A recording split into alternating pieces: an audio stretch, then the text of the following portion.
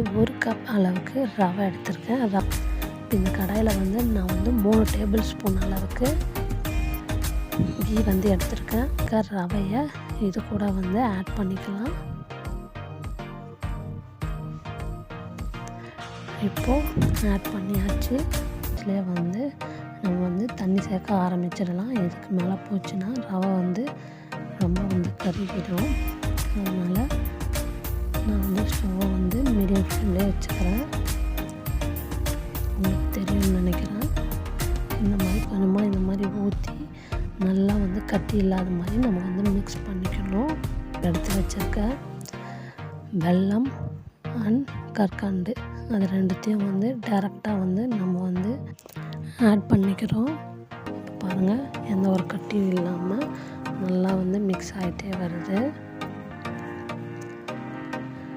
இப்போ இந்த மாதிரி